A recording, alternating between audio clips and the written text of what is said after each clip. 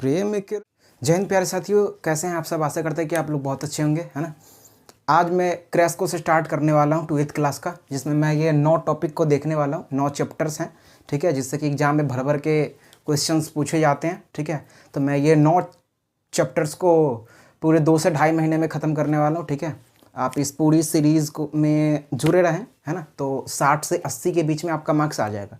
और देखो, इस सीरीज़ को जो मैं पढ़ाने वाला हूँ, इससे आप लोग ये गेस मत कर लेना कि ये 60 से 80 नंबर लाने लायक ही है ये, ठीक है।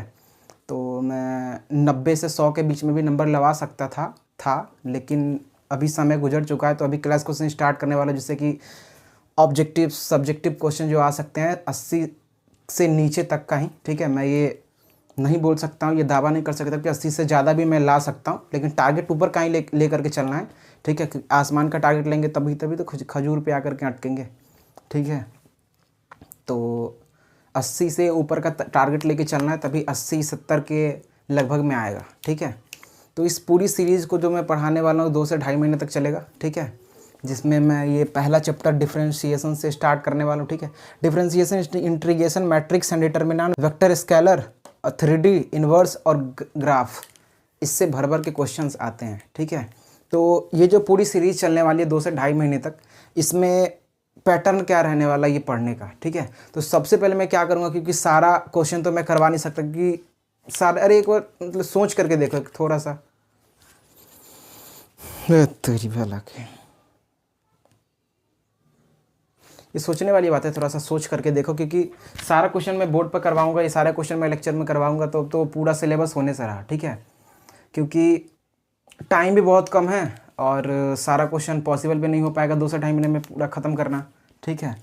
तो मैं क्या करूँगा, कोई भी टॉपिक लूँगा, उससे 2 से 3 क्वेश्चन जो इंपॉर्टेंट हो गए, जहाँ पे फंसने वाला होगा। तो कोई यहाँ पे जितना भी अगर 100 बच्चा अगर देख रहा होगा, तो उसमें से कोई 2 आदमी भी ऐसा होगा जो यूनिक क्वेश्चन पूछ सकता है, वो भी मैं इसमें कवर करने वाला हूँ, ठीक है। क्या क्या क्वेश्चन मन में अभी आ रहा होगा वो भी मैं कर सकता हूँ, क्योंकि ऑफलाइन में मैं पढ़ाता हूँ, तो मुझे पता है कि क्या क्या क्वेश्चंस आ सकते हैं। 100 में से बैठा कोई 2 स्टूडेंट भी क्या पूछेगा वो भी मेरे को पता है, ठीक है। तो आप वीडियो में बने रहें, ठीक है।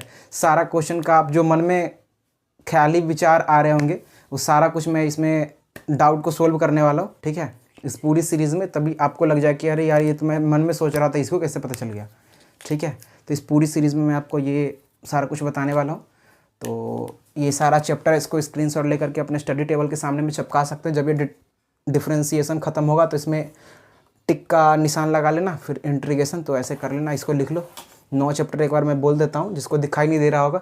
और हाँ, वीडियो जैसा भी लगेगा, अच्छा लगेगा बुरा लगेगा, सारा कमेंट करना नीचे में, ठीक है। क्योंकि कमेंट यही इसलिए दिया रहता है कि स्टूडेंट अपना सुझाव दे सके कि वीडियो का क्वालिटी अच्छा नहीं आ रहा है। बचपन से तो हम वाइट बोर्ड पे ही पढ़ते आ रहे हैं, कुछ नया करो, डेस्कटॉप पे पढ़ाओ, OBS वगैरह पे, या फिर कुछ भी करके ये सब पढ़ाओ। तो अपना सुझाव देना, जिससे कि मैं कर सकता हूँ। लैपटॉप वाला भी व्यवस्था है, उससे कुछ ये नहीं हो पाएगा। मैं बोर्ड पर इसलिए आ गया पहला दिन, ठीक है, क्योंकि बिहार बोर्ड के स्टूडेंट को मैं ये कर पाऊँ, कनेक्ट कर पाऊँ, ठीक है। क्योंकि वो वाइट बोर्ड पे ही पढ़ते आ रहे हैं। बहुत सारे ऐसे ऑफलाइन के स्टूडेंट हैं कि मैं डायरेक्ट आ जाता, क्योंकि ऑफलाइन में तो वाइट बोर्ड पे ही पढ़ाया जाता है, या फिर कुछ होंगे ऐसे जो ब्लैक बोर्ड पे भी पढ़ाते होंगे, ग्रीन बोर्ड पे पढ़ाते होंगे। मतलब बिहार के सभी कोचिंग्स में, ऑफलाइन के कोचिंग्स में स्मार्ट बोर्ड नहीं है, ठीक है। तो अगर आप चाहते हैं कि इससे कुछ वाइट बोर्ड से हट के कुछ नया वाला आए, तो वो भी इसमें कमेंट में कर देना, मैं बता दूंगा, ठीक है। बनाने का आगे से ट्राई करूँगा। ये छोटा सा बोर्ड पर भी दिखेगा। अगर बड़ा सा बोर्ड का ये होगा, इशू होगा, तो 2-3 लेक्चर के बाद वो भी चेंज हो जाएगा, कोई दिक्कत नहीं है, ठीक है। तो इस सभी को मैं अभी 2-3 मिनट में क्लीन शीट करने वाला हूँ, ठीक है। तो यहाँ पे कुछ टॉपिक को हम समझ लेते हैं, ठीक है, जो कि बहुत ही ज़्यादा बेसिक है।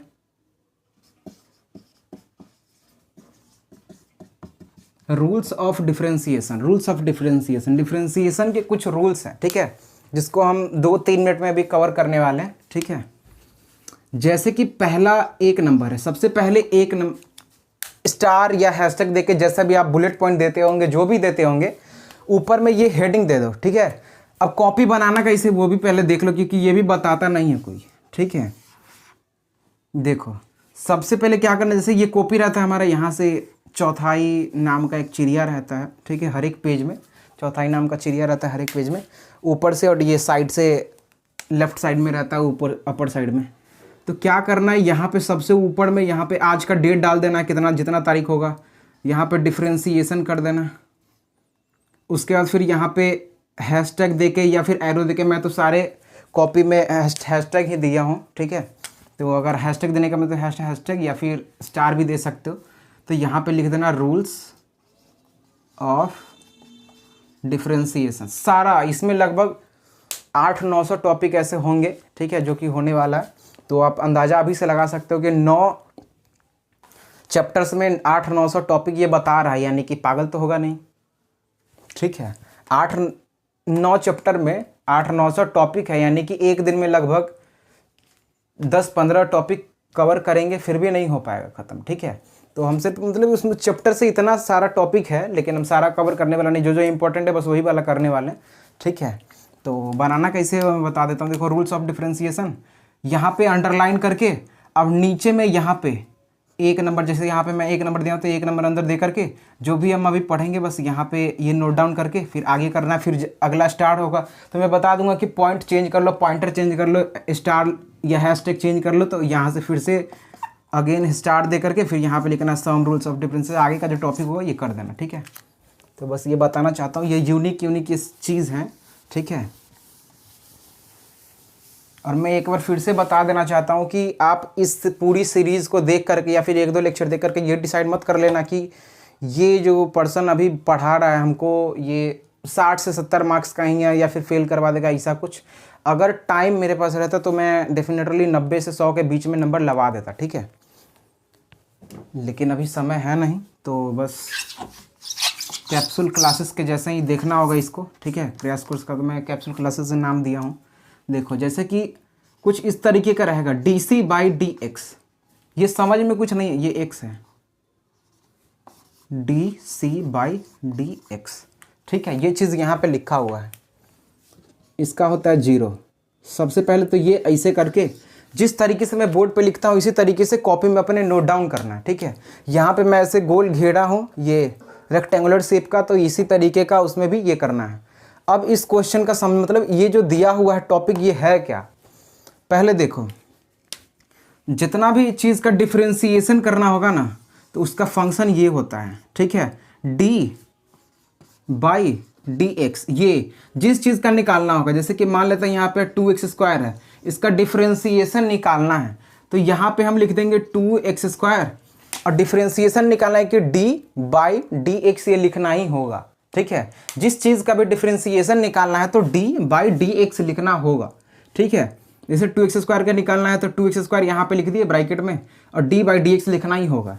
यानी कि इस चीज़ से हमको क्या पता चल रहा है कि यहाँ पे c का, जैसे d/dx लिखा हो, यानी कि c का हमको डिफ्रेंसीएशन निकालना है। अब ये c है क्या, जैसे कि मैथमेटिक्स में कोई अल्फ़ाबेट ऐसा आएगा जिसका मीनिंग वो नहीं रहता है। जैसे कि यहाँ पे c है तो c का मतलब c नहीं है, यहाँ पे x था, दोबारा से मैं लिख देता हूँ d/dx और यहाँ पे 2x²। यहाँ पे जो x है, x का मतलब तो यहाँ पे ही x ही है, यानी कि वेरिएबल ही है। और यहाँ पे जो c है, c का मतलब होता है कांस्टेंट। और एक चीज़ फिर से मैं बता देता हूँ, ठीक है, हिंदी में ये सीरीज़ नहीं होने वाली है, ठीक है। अब बोलोगे हैं सर बिहार बोर्ड तो 90% स्टूडेंट तो बिहार मतलब हिंदी मीडियम से ही रहता है। देखो हिंदी मीडियम में मैं इसलिए नहीं पढ़ाता ना कि उसका जो वर्ड रहता है ये बहुत ज़्यादा डिफ़िकल्ट रहता है, ठीक है। समाकलन, अवकलन, बहुत सारा डिफरेंस, मतलब थोड़ा थोड़ा 1-2 वर्ड ऐसा लगेगा कि एकदम आसान आसान सा, लेकिन बहुत ज़्यादा ये रहता है। और लैंग्वेज में कुछ करना नहीं कि सर हम तो भर दिए हैं, फॉर्म आया था बिहार बोर्ड से, मतलब कि ये स्कूल में फॉर्म भरवाया है उसमें तो हम भर दिए हैं हिंदी मीडियम में, उस सबसे कुछ नहीं होता। हम भी हिंदी मीडियम में भरे थे, ठीक है। जितना भी फॉर्म हमने भरा है वो सारा हिंदी मीडियम में भरा है, ठीक है। तो देखो एग्ज़ाम देते समय ना वहाँ पे एक फॉर्म भरवाता 3-4 गो, ठीक है, हाँ 1-2 ही भरवाता है, 3-4 गो भरवाता है। तो वहाँ पे जो फॉर्म भरवाता है ना उसमें लिखना होता है कि आप कौन से लैंग्वेज में, कौन से मीडियम में ये एग्ज़ाम को देने वाले हो, हिंदी मीडियम, इंग्लिश मीडियम या उर्दू, भोजपुरी, संस्कृत, ऐसे रहता है। तो वहाँ पर अगर आप हिंदी लिखते हो तो पूरा आंसर हिंदी में देना होगा, अगर आप इंग्लिश में लिखते हो तो पूरा आंसर इंग्लिश में ही लिखना होगा, ठीक है। तो सारा सब्जेक्ट का ठीक है, मैथ के अलावा सारा सब्जेक्ट, अगर आपका हिंदी है तो, ठीक है, अगर आपका हिंदी मतलब अगर आप हिंदी में अगर सारा चैप्टर सारा सब्जेक्ट को पढ़ रहे हो तो सारा मतलब कि आंसर शीट में लिख देना हिंदी मीडियम, और जो भी फॉर्म भरवाएगा उसमें हिंदी मीडियम लिख देना।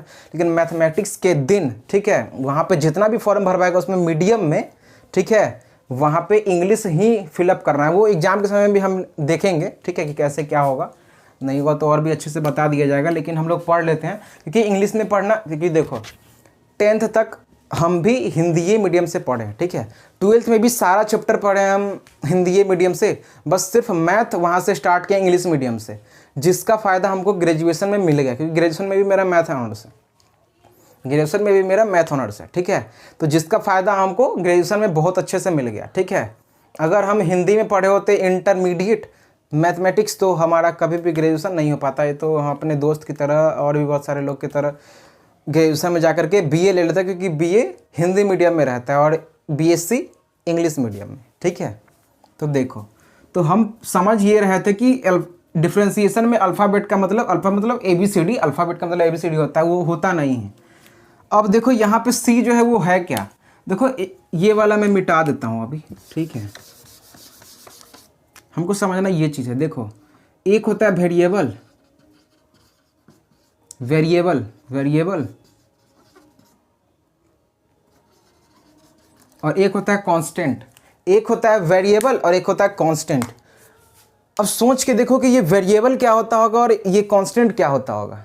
आप तो सर इंग्लिश मीडियम में पढ़े हैं तो पता चलेगा, हम 10th तक भी इंग्लिश मतलब हिंदी मीडियम में पढ़े हैं, ठीक है, हमको भी सब का मतलब कुछ पता नहीं था। अब देखो, वेरिएबल का मतलब होता है सब मतलब इस सारा चीज़ का नाम आप लोगों ने सुना होगा, ठीक है। देखो, वेरिएबल का मतलब होता है चर, ठीक है, कांस्टेंट का मतलब होता है अचर। अब ये चर क्या है, अचर क्या है, ये दिखाई नहीं दे रहा होगा ठीक से, तो लिख लेना फिर से। वेरिएबल का मतलब होता है चर, कांस्टेंट का मतलब होता है अचर। अब चर क्या होता है, अचर क्या है, अगर आपने थोड़ा सा भी 5% भी 10th में पढ़ाई किया है अगर, और 5 से नीचे भी, क्योंकि मैं अपने कोचिंग में देखता हूँ विजडम स्टडीज़ में कि बहुत सारे ऐसे 3rd 4th 5th के स्टूडेंट हैं जो ये चर अचर मतलब उनके सिलेबस में है, ठीक है। तो अगर आपको ये भी नहीं पता चर और अचर तो मामला तो गंभीर है, लेकिन अभी के लिए समझ लेते हैं। तो चर का मतलब होता है ना कि कोई भी चीज़ का मान बदल जाए, ठीक है, जिसका मान बदल जाए। जैसे कि देखो, x का मान ज्ञात करें वाला क्वेश्चन तो आप लोगों ने बनाया ही होगा। जैसे कि यहाँ पे दे दिया x² + 10x + 20 = 0। इसमें जो शून्यक निकालना होता है ना, शून्यक जीरोज, x² इसका गुणनखंड करके फिर यहाँ पे जो करना होता है इस तरीके का, तो उसमें x का वैल्यू ही निकलता है। तो वहाँ पे जो x का वैल्यू निकल गया, यानी कि x का मान निकालने का मतलब है, जैसे कि मान लेते हैं, इतना आएगा नहीं लेकिन मान लेते हैं कि x = 5 आ गया, इसका तो 2 आंसर आएगा, x = 9 ऐसा करके कुछ आएगा।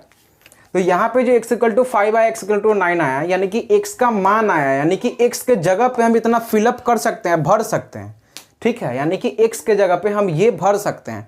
x का मान 5 आ गया, यानी कि x के जगह पे हम 5 भर सकते हैं। यहाँ पे x² है, यानी कि 5 का स्क्वायर हम लिख सकते हैं। यहाँ पे प्लस 10x है, यानी कि 5 मतलब 10 × मल्टीप्लाई, और यहाँ पे x के जगह पे हम 5 लिख सकते हैं। कहने का मतलब ये है, ठीक है। अब देखो यहाँ पे x का मान बदल गया, यानी कि पहले x था, हमने x माना था कोई भी चीज़ को, यहाँ पे क्वेश्चन था ये x है, अब इसका मान बदल गया, यानी कि पहले x था अब हो गया 5, पहले x था अब हो गया 9, यानी कि x का तो वैल्यू बदल गया। यानी कि यहाँ पे पहले था x और अब हो गया 5 हो गया और 9 हो गया, ठीक है। ये ऑब्लिक का चिन्ह है, ऑब्लिक उल्टा ऐसे, जैसे पूर्ण विराम ये होता है हिंदी में, और इसको थोड़ा सा तिरछा कर देते, इसको ऑब्लिक बोलते हैं।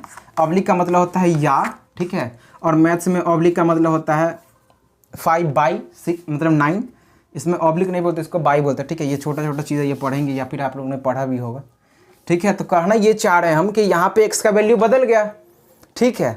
तो जिसका वैल्यू बदल जाए, ठीक है, जिसका वैल्यू बदल जाए वो होता है वेरिएबल, चर। और जिसका वैल्यू नहीं बदले, यानी कि देखो यहाँ पे कोई क्वेश्चन है जैसे कि 5 का स्क्वायर प्लस 10 का स्क्वायर प्लस 9 का स्क्वायर, ऐसा कुछ क्वेश्चन था। 5 का स्क्वायर प्लस 10 का स्क्वायर प्लस 9 का स्क्वायर, ऐसा कुछ क्वेश्चन था। अब हम यहाँ पे बोलेंगे 5 का वैल्यू निकालो। 5 का वैल्यू निकालो, 5 तो पहले से यहाँ पे लिखा हुआ है तो इसका वैल्यू क्या निकालना है। 5 तो पहले से यहाँ पे लिखा हुआ है तो इसका वैल्यू क्या निकालेंगे। यहाँ पे 10 पहले से लिखा है तो इसका क्या वैल्यू निकालेंगे। यहाँ पे 9 है, इसका वैल्यू कैसे निकलेगा, ये तो पहले से निकला हुआ है। तो इसका मान तो नहीं बदलेगा, 5 का मान नहीं बदलेगा, 5 है तो 5 ही रहेगा। यहाँ पे 10 है तो 10 ही रहेगा, यहाँ पे 9 है तो 9 ही रहेगा। यानी कि इसका मान नहीं बदला, यानी कि जिसका मान नहीं बदले, जिसका मान नहीं बदले वो कांस्टेंट अचर, और जिसका मान बदल जाए वो है चर। ठीक है, अब एक बार समझने के लिए अपने मोबाइल का रिजोल्यूशन को हार्ड कर ले, 720 या 1080 करके स्क्रीनशॉट लेकर के दोबारा से डाउन कर ले। ठीक है, और अपने कॉपी में नोट डाउन कर सकते हैं अगर आपको ये सब नहीं आता होगा तो, लेकिन हम आशा करते हैं कि आप लोग को आता होगा। ठीक है, बाकी बात इसको क्लीन चीट करते हैं। अब सब आते हैं अपने टॉपिक पे। ठीक है, हमारा टॉपिक बस इतना था, कांस्टेंट और वेरिएबल। ठीक है, यहाँ पे ये मुद्दा ये नहीं भूल जाना, सी का वैल्यू अभी समझना है कि सी यहाँ पे लिखा काहे है। यहाँ पे जो सी लिखा है ना, सी का मतलब होता है कांस्टेंट। यहाँ पे जो सी से स्टार्ट हो ना, CONSTANT, स्पेलिंग एरर देख लेना अपना यार, इतना कौन मैथ में नहीं देखता है। Constant, constant. ठीक है, ये कांस्टेंट है जिसका मान नहीं बदलता, यानी कि यहाँ पे 10 हो सकता है, 20 हो सकता है, 50 हो सकता है, 70 हो सकता है, मतलब जो भी आ जाए, कोई भी नंबर हो सकता है, नंबर। ठीक है, ये बता सकते हैं। यहाँ पे x नहीं आ सकता है, u नहीं आ सकता है, v नहीं आ सकता है, यानी कि वेरिएबल में क्या क्या आ जाएगा, a से लेकर के z तक आ जाएगा, A to Z तक आ जाएगा। मतलब a भी लिख दे उसका मान बदलेगा, b भी लिख दे, z तक भी कुछ भी लिख दे उसका मान बदल जाएगा। ठीक है, तो अब इसको मिटाते हैं क्योंकि मुद्दा तो लगभग 50% आपको समझ में आ ही गया होगा। अब देखो यहां पे लिखा हुआ है, तीर धनुष को मिटा दो यार, dc/dx, यानी कि डिफरेंशिएशन निकालना है c का। अब जब भी हम बोलेंगे डिफरेंशिएशन निकालना है c का, जिसका भी डिफरेंशिएशन निकालना होगा उसको लिख करके और d/dx मार देना खुद से। z का डिफरेंशिएशन निकालो, z लिख करके d/dx, अब d बाद में नहीं लगा देना, z d नहीं लिख देना, dz ही होता है। ठीक है, ये सब छोटा छोटा सा बात है, ये सीख जाओगे आप लोग। इसमें जितना भी आएगा ना ये रटने उठने वाला, जैसे कि ये लैंग्वेज अगर रूल्स ऑफ डिफरेंस, ये सब रटना नहीं है। प्रैक्टिस इतना ज़्यादा हो जाएगा ना यहाँ पे कि वो हो ही जाता है खुद से। ठीक है, इंग्लिश का बहुत बड़ा सा line, differentiation with respect to x in both side we get, ऐसा बड़ा बड़ा एकदम लाइन आता था जो हम बोलते थे सॉरी कैसे होगा, putting the value of x in both side we get करके आता था कुछ। हिंदी मीडियम का हम तो खाटी हिंदी मीडियम बचपन से पढ़े हुए, बस यूकेजी तक पढ़े थे इंग्लिश मीडियम में। ठीक है, तो बहुत तकलीफ होता था पहले कि सर कैसे होगा, लेकिन सर बताए हमारे। ठीक है, कि देखो ये सब रटना नहीं है, जितना ज़्यादा प्रैक्टिस करोगे वो अपने रटा जाता है। ठीक है, तो क्वेश्चन मिलेगा, सारा कुछ बताएंगे हम लास्ट में कि करने क्या वाले हैं, हमारा ये प्रोसेस क्या होने वाला है। ठीक, अब देखो सी का मतलब होता है कांस्टेंट। अब देखो कांस्टेंट जो होता है ना, जैसे कि 1 हो गया, 2 हो गया, 3 हो गया, 4 हो गया, 5 हो गया, 6, ऐसे करके जितना भी है इनफाइनाइट तक, उस सब का डिफरेंशिएशन ना 0 होता है।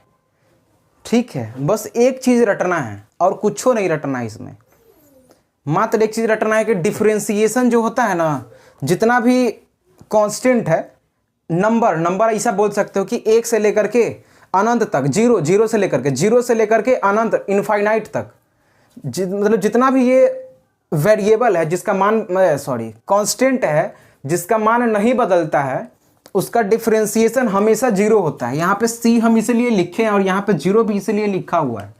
सी का मतलब कांस्टेंट, कांस्टेंट का मतलब जिसका मान नहीं बदले, यानी कि कोई नंबर ही होगा 1 2 3 4 5 6 ऐसे करके इनफाइनाइट तक, उसका डिफरेंशिएशन 0 होता है। यहाँ पे डायरेक्ट हमने रट लिया था, पहले ही लिख दिया था। ठीक है। तो आपको अगर इस सारा कुछ समझ में, ये यहाँ से समझ में नहीं आता होगा, लग रहा हो कि हम बाद में भूल जाएंगे, तो हमने जो इससे पहले मिटा दिया है उसको सारा रफली कहीं पे लिख लो, और ये वाला भी लिख लो, क्योंकि ये है कांस्टेंट, यानी कि ब्रैकेट में ये लिख लेना सारा नंबर, और इसका होता है 0, तो यहाँ पे हमने 0 लिख दिया, डायरेक्ट 0 हो जाता है। इसको उतारो, फिर मिटाते हैं और आगे का कंटेंट समझते हैं।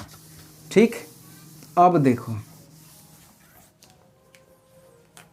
अब आ जाएगा दूसरा नंबर, पहला वो था और ये है दूसरा, dCV/dx। यहाँ पे इसका मतलब बताओ अब क्या है, यहाँ पे dCV/dx, इसका मतलब क्या है, मतलब इसको पढ़ेंगे कैसे। कोई सामने वाला इंसान अगर बोल दिया कुछ भी ये इसको मतलब बोल देगा कि CV का डिफरेंशिएशन निकालो। अब इस तरीके से खुद से ही लिखना होता है, ठीक है। और देखो ये पहला सेशन है, ठीक है, तो किसी भी टीचर को समझने के लिए 5 से 6 दिन का टाइम लगता ही है, ठीक है। बस 5 से 6 लेक्चर को आप देख लो, उसके बाद फिर देख लेना कि कैसा, जैसा रिस्पॉन्स होगा समझ में आएगा तो ठीक, नहीं तो टीचर स्किप कर देना, हो गया बात क्लियर। मतलब कि कुछ सामने वाला इंसान बोलेगा ना कि CV का डिफरेंशिएशन निकालो, और हमने पढ़ा है जैसे कि बोल दिया CV लिख दिए, डिफरेंशिएशन निकालो d/dx, खुद से मार देंगे d/dx, बस इसमें और कुछ नहीं करना है, बस यही चीज़ ऊपर में लिखा हुआ है। अब इसको बनाएंगे कैसे, तो इसका डिफरेंशिएशन होता है C बाहर dV/dx। अब ये क्या है, इसको भी ऐसे अंडरलाइन कर लेना जैसे पिछले क्वेश्चन में आपने किया, टॉपिक में ऐसे कर लेना। अब देखो इसका मतलब क्या है, C का मतलब तो सर आपने बताया कि ये कांस्टेंट होता है, V का मतलब तो आपने बताया ही नहीं।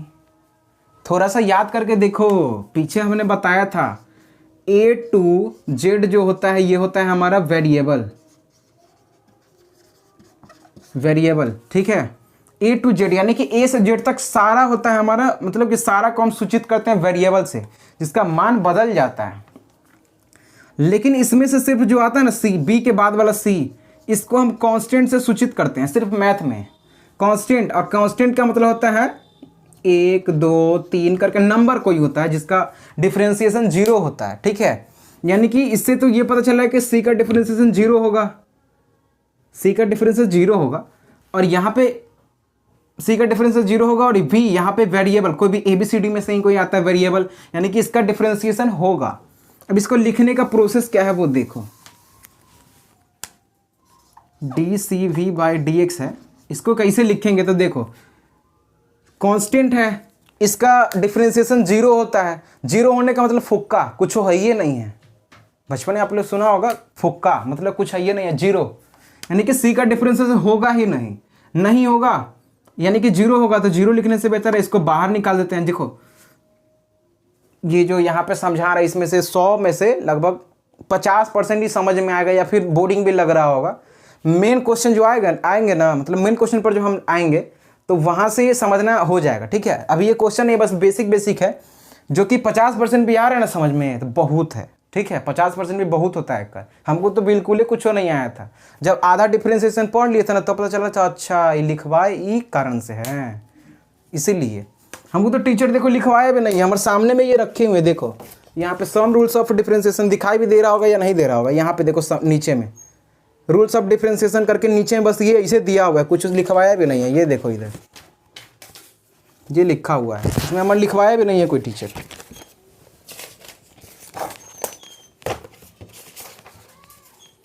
ठीक है, तो हम ये खुद से मतलब कि बस ये हम चाह रहे हैं कि हम जो प्रॉब्लम को फेस कर चुके थे पहले अपने टाइम पे, जो प्रॉब्लम हमको आ रहा था, बस वो अब के बच्चों में ना आए, ठीक है। इस रीजन से हम ये समझा रहे हैं।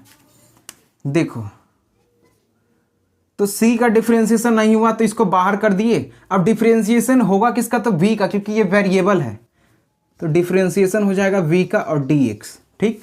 बस ये प्रोसेस है, C का नहीं हुआ, C को बाहर कर दिए, V अंदर बाय dx, जो लिखने का प्रोसेस सारा कुछ लिख दिए। स्क्रीनशॉट लीजिए, लिखना है तो लिख लीजिए, और बाकी बात मिटा देते हैं इसको।